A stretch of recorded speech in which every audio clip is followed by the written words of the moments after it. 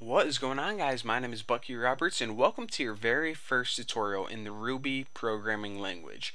Now, in these video tutorials, what I'm going to be doing is teaching you guys all about the Ruby programming code.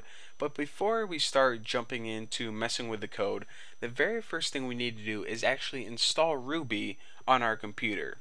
So I am running a Windows machine, and one of the cool things about Ruby is you can practice Ruby on a Mac or Linux or Windows.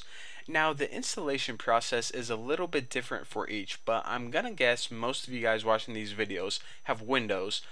So I'm going to show you guys how to install it on a Windows machine, but just keep in mind that the installation process is different for a Mac than it is Linux than it is Windows. So everyone on Windows, in order to install Ruby, this is what you do. Go to the website rubyinstaller.org. Now, my guess is that the website is going to look a little bit different depending on when you're watching this video, but nonetheless, go to the section where you download the Ruby installer and just go ahead and hit the button. Now, there are going to be a bunch of different Ruby installers. Just go ahead and choose the most recent version, unless it's in beta or something like that. Now, just go ahead and click it, and whenever you do, it's going to download an executable file. This is the file that you need to run on your computer in order to, of course, install Ruby.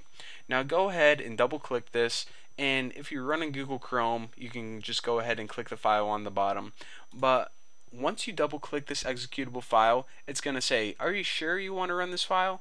Well, yes, computer, of course. That's why we just clicked it. So run, and of course, make sure to speed read through all these. Bzzz. Okay, go ahead next. Does anyone really read those things anyways? Not me. So one of the things that we need to take note of is we have a bunch of optional checkboxes here. Now, whenever we have optional checkboxes, make sure you select them all because, hey, we want the full package here. I'll explain to you guys whenever we're working with Ruby what all these things mean, but for now, just make sure you have all of these checkboxes checked. The default area is probably the best area to choose, and go ahead and hit install. Now, it's a really small file, so it's not going to be long to download, and it's not going to take too long to install. So once it does, it's going to give you a little message that says, okay, Ruby is now installed on your computer. Awesome. So just go ahead and hit finish. Now it says it's installed, but is it really? Was it lying to us? In order to verify that it was installed, go ahead to your start menu and choose all programs, and now scroll down and hopefully you have a folder called Ruby something.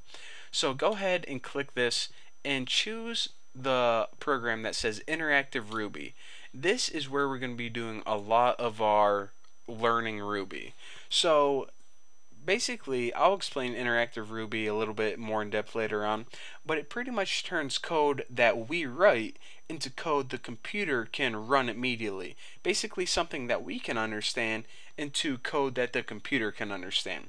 So I'll show you guys how to, I'll give you guys a little tour in the next video, but just so we can play around with it, just so we can say we type some code in this tutorial, go ahead and give it a simple math problem like 2 plus 10 or something like that. Now go ahead and hit enter, and it should give you your answer of 12. If you can run any command, any math problem, and it gives you the answer, then you are good to go. So that is all I'm going to give you guys for this tutorial. Again, make sure you have Ruby installed. If you have any questions, you can just go ahead on my forum, tnbforum.com, and ask me then, and we can go ahead and troubleshoot it for you.